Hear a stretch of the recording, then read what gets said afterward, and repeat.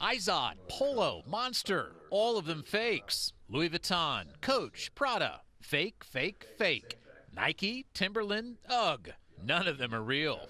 Don't buy counterfeits. That's really the only solution. As long as it's just like drugs, as long as the demand is there, people are going to manufacture it. So how do we ferret out the phonies? That's what Bruce Kingsland does for a living. He's a licensed counterfeit investigator. You look for stitching. Are there threads hanging off the bag? Is there, this is genuine imitation leather. Smell the product. A lot of the times when we find these things freshly out of packages, they stink.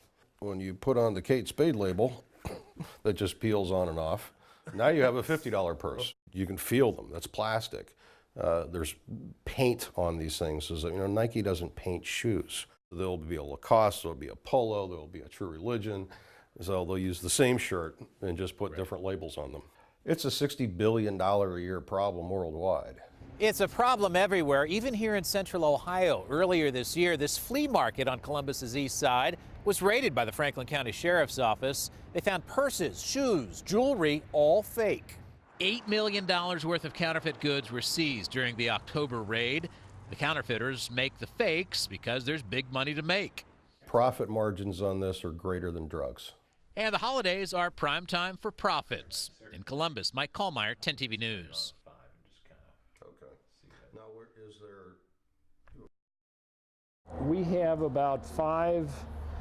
on average, about five babies born per day. Life on the farm. For the most part, it has treated Gary Conklin well. And then came the video. In May of last year, a video went viral on the internet that changed Gary's life. It was a video that showed animals being abused on his farm.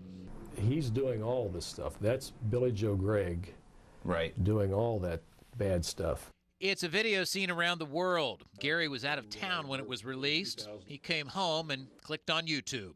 And we were absolutely heartbroken. We couldn't believe what we were seeing. The next morning, the man torturing the animals, Billy Joe Gregg, was gone. He was fired, fined, and even spent time in jail. The man shooting the video, an undercover animal rights activist. He was a member of the group Mercy for Animals. Gary Conklin, meanwhile, was cleared in court of any wrongdoing. You might have kicked a cow at one point. Right. And there's a reason for that? Well, actually, that cow was very compromised, had just had a difficult birthing. 4 veterinarians testified on his behalf. They said his actions were needed. Who's being cruel to let the animal lay and die a painful death, as the animal rights groups? I didn't get to spend much time with my 3-month-old daughter. Little Ziana Bruton's life ended too soon last week. Now a mother grieves. Stephanie Bruton says she's devastated and mad. I have anger towards him, a lot of anger.